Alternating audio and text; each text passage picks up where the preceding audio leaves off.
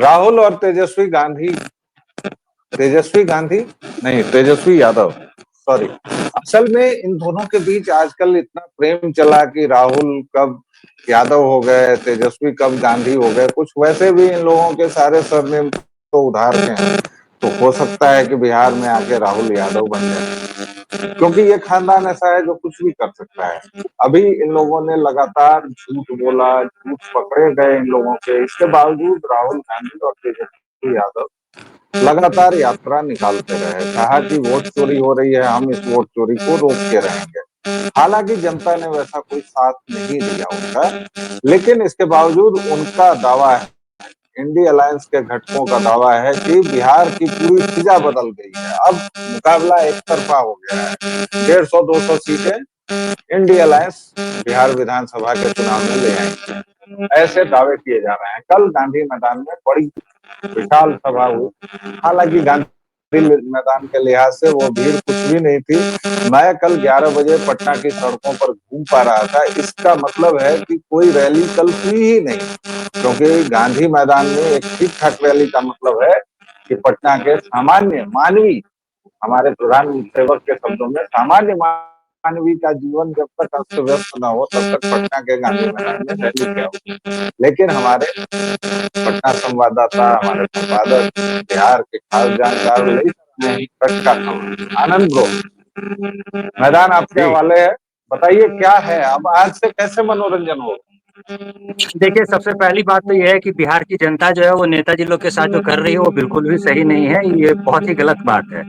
ऐसा है कि पहले भीड़ देख करके अंदाजा लगाया जाता था कि भाई फलाने जी की रैली में भीड़ ज्यादा आई है, फलाने जी की रैली में भीड़ कम आई है। तो रैली में भीड़ जितनी लगी है वोट उसी के हिसाब से कुछ ऊपर नीचे होगा। तो भाई इसके रैली में अगर भीड़ ज्यादा थी तो इसकी रैली में ये आदमी जो है वो जीत भी जाएगा। यहाँ समस्या क्या है, तेज प्रताप यादव रैली करते हैं उतनी ही भीड़ लग जाती है, पासवान जी रैली करते हैं उतनी ही भीड़ लग जाती है, और तो और प्रशांत किशोर जो कहीं गाँव वाँव में निकल जाते हैं उनके पीछे 5,000 मोटरसाइकिल चलती हुई दिख जाती है। अब राहुल गांधी के भीड़ में जो 5,000 मोटरसाइकिल वगैरह दिख रही थी वहां अररिया में, उस पर यहाँ पर कोई सनहा दिखा रहा था वही same to same mobile motorcycle का नंबर कि ये मोटरसाइकिल मेरी गायब हो गई है, लापता हो गई है, और इसकी एफआईआर ये जो मैंने पुलिस में शिकायत की है वो ये रही। और वो दिखा रहा था वो बेचारा, और वो मोटरसाइकिल नजर कहाँ आ रही है, तो वो मोटरसाइकिल तो नजर आ रही है राहुल गांधी की रैली में, राहुल गांधी के बगल में। तो ये जो लूटपाट की है कि पेट्रोल पंप पे कोई बेचारा पेट्रोल पंप भराने में पेट्रोल भराने के लिए गया और उसकी बुलेट छीन करके और उसको लेकर के आप रैली में निकल गए। लोगों को जंगल राज के दौर का बाइक छीनना नहीं याद आएगा इसके बाद, ऐसा आपको लगता है क्या? बाकी जगह एक साइड आपने कर दिया कि भैया भीड़ लगा दी, और दूसरी साइड आपने जो नेताजी जो थे उन्होंने ये हरकत कर दी। तो पहले ही धूर्त लोग थे जो कि बता नहीं रहे थे कि वोट किसको देंगे, उन लोगों के साथ ये हरकत करने के बाद कितने वोट मिलेंगे वो तो सोचने लायक है। अच्छा, मनोरंजन इस कैसे बीच एक होगा। और मजेदार चीज हुई है, इस बीच एक मनोरंजन और का मजेदार चीज हुई। आनंद ब्रो, मनोरंजन अब कैसे होगा बिहारी जनता का, ये भी तो अरे बताइए। मनोरंजन के लिए अपने अभी तेज प्रताप यादव तो हैं ही बिहार में, अब मनोरंजन की कोई कमी नहीं रहने दी जाएगी। इस मामले में आप निश्चिंत रहिए।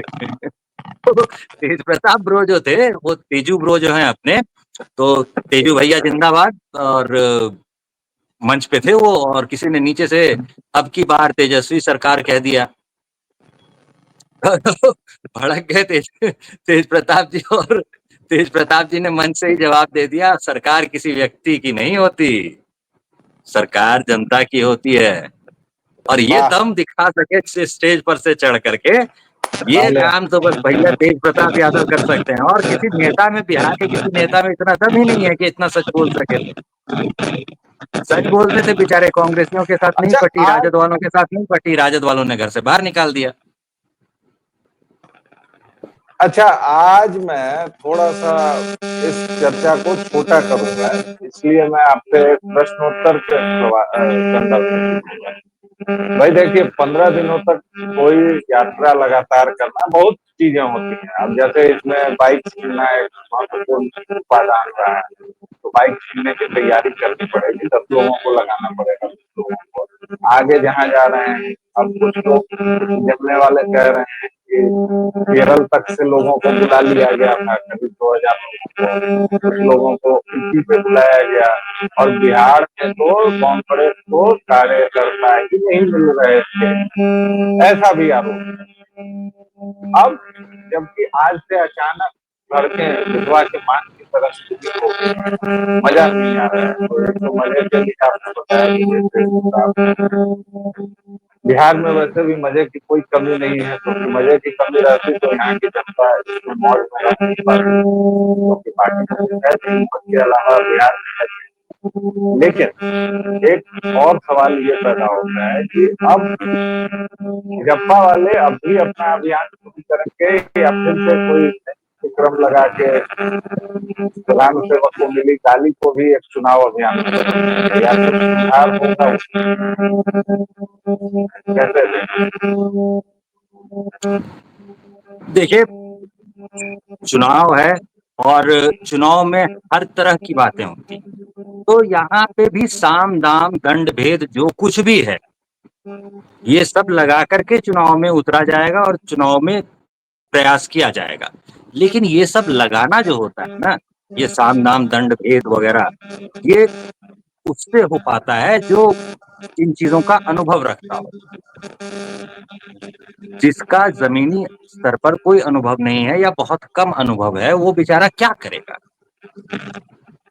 पद यात्रा में ही जैसे है, तो अगर ये 1 साल तक राहुल गांधी ने जो दाढ़ी वाड़ी बढ़ा ली थी, तो दाढ़ी वाड़ी बढ़ा लेते, अपनी सुरक्षा व्यवस्था जो है उसको छोड़ देते थोड़ी देर के लिए, और ऐसे ही 2-4 लोगों को साथ में ले करके और निकल जाते भारत की यात्रा पर। ऐसे ट्रेन से भारत घूम करके, बस में बैठ करके कभी यात्रा कर ली, कभी साधारण तरीके दूसरे तरीके से यात्रा कर ली, तो इनकी समझ होती कि जनता कैसी है भारत की, अलग अलग जगहों पर क्या होता है, क्या किया जाता है, क्या नहीं किया जाता।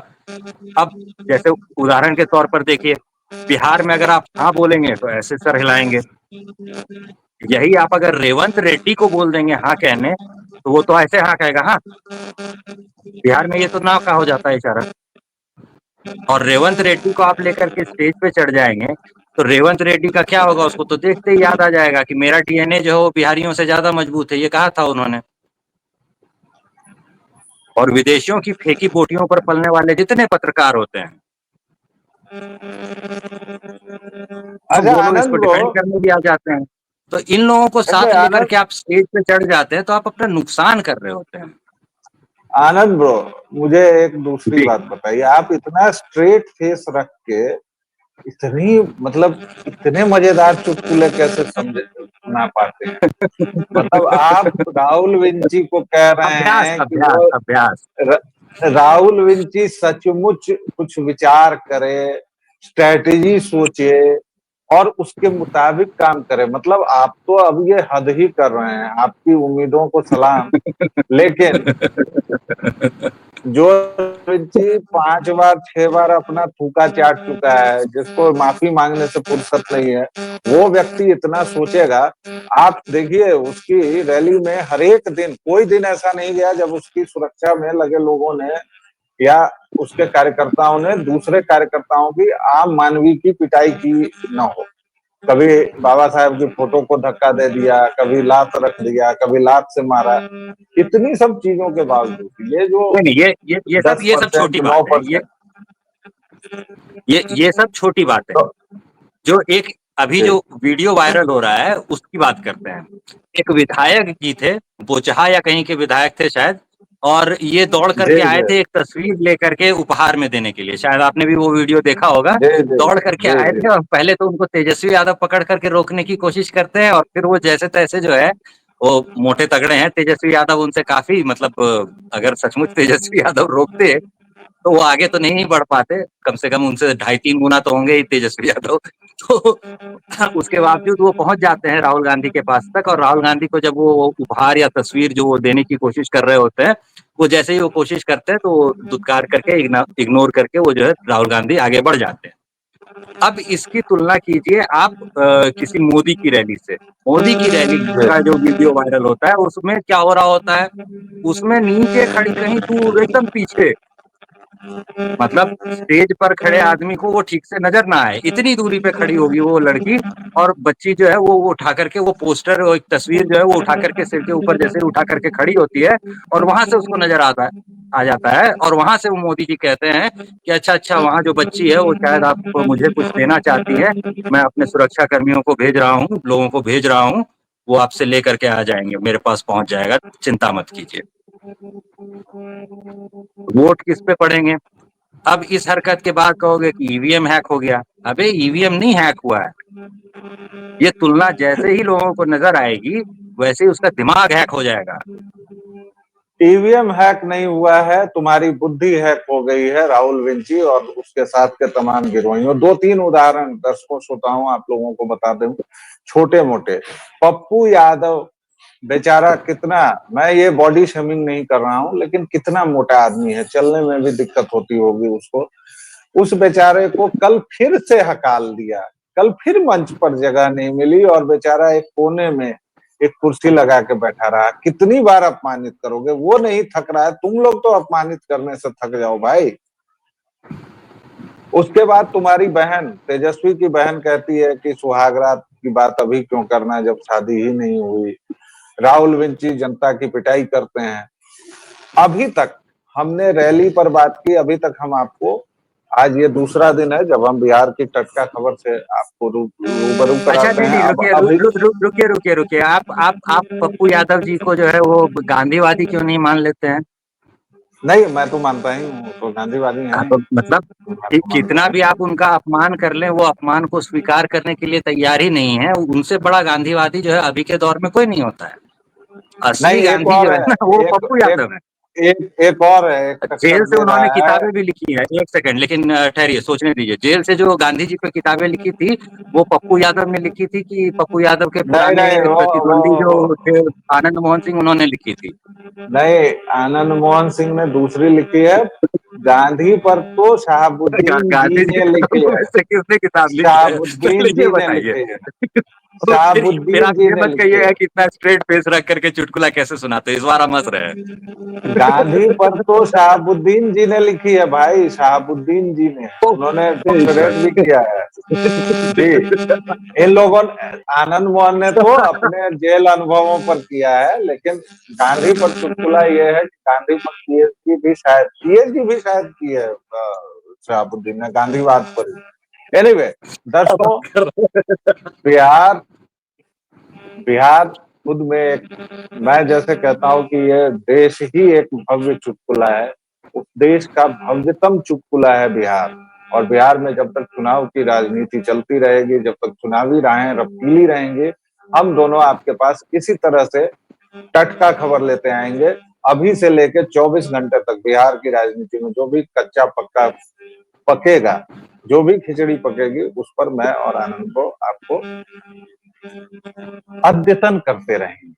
अद्यतन बोले तो अंग्रेजी में क्या बोलते हैं इसको? Update update update update. करते रहेंगे जी। तो फिलहाल दीजिए हम दोनों को इजाजत, और एक छोटे से विराम के बाद फिर मिलेंगे। तब तक के लिए जय जय सिया राम। जय श्री राम।